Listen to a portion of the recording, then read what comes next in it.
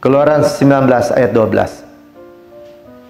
Inilah tiba-tiba di dalam Keluaran 19 itu, nadanya Tuhan berubah 180 derajat.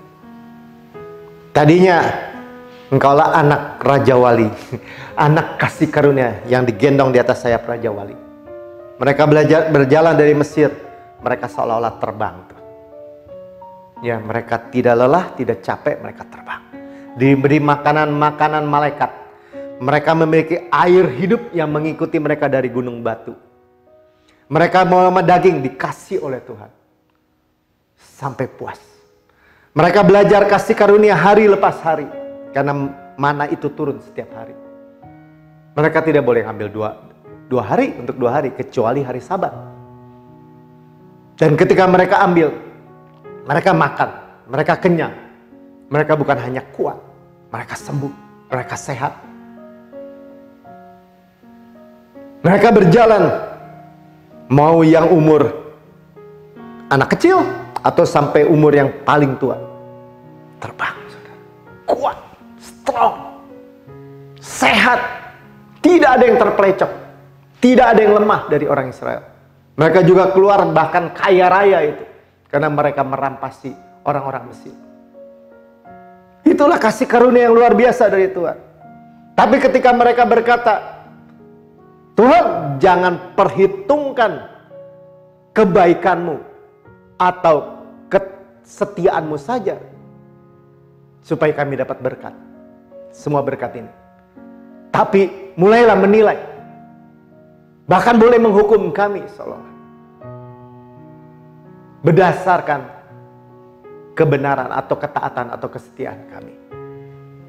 Maka Tuhan nadanya berubah, ayat 12 dari Keluaran 19 berkata gini. Sebab itu haruslah engkau memasang batas bagi bangsa ini. Berkeliling sambil berkata, jagalah baik-baik, jangan kamu mendaki gunung itu. Atau kena kepada kakinya. Sebab barang siapa yang kena dengan gunung itu, pastilah ia dihukum mati. Nada sebelumnya engkau akan saya gendong. Kenapa nada sekarang jangan deket-deket? Kalau deket-deket mati. Efektif, sama-sama katakan efektif. Merubah perjanjian. Dari harta kesayangan di atas sayap Raja Wali, imamat yang rajani, menjadi kebenaran diri. Sudah lihat, kita hidup di bawah kasih karunia sepenuhnya. Tuhan Yesus sudah memberikan Yesus, anak yang tunggal, yang satu-satunya, yang termulia, yang termahal, yang the best from heaven.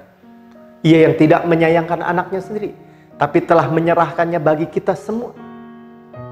Bagaimanakah mungkin ia tidak mengadakan segala sesuatu freely? Cuma-cuma, segala sesuatu cuma-cuma. Bagi kita bersama-sama dengan Tuhan Yesus yang sudah diberikan. Itulah kasih karunia yang Tuhan sediakan bagi kita di dalam perjanjian baru.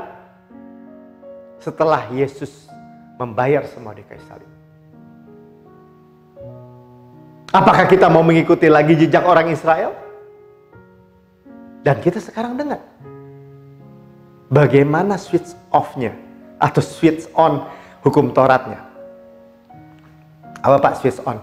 Steker nyalain lagi gitu. Efektif mematikan, menolak kasih karunia. Efektif mengembali kepada hukum Taurat, perjanjian lama, tuntutan, dakwaan. Semudah itu, saudara. Makanya dikatakan mengharapkan kebenaran dari hukum Taurat.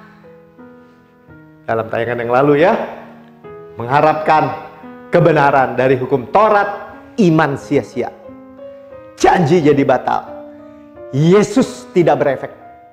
Sekali lagi ya, iman sia-sia, janji jadi batal, Yesus tidak berefek. Ngapain Pak? Mengharapkan kebenaran dari hukum Taurat. Sama aja kepada orang seperti orang Israel. Mengharapkan, jangan berdasarkan kebenaran atau kebaikan Tuhan atau kesetiaan Tuhan atau kebaikan Tuhan. Tapi coba dong nilai menurut kebaikan kami, ketaatan kami, kesetiaan kami, Itu yang itulah yang orang Israel minta di Gunung Sinai.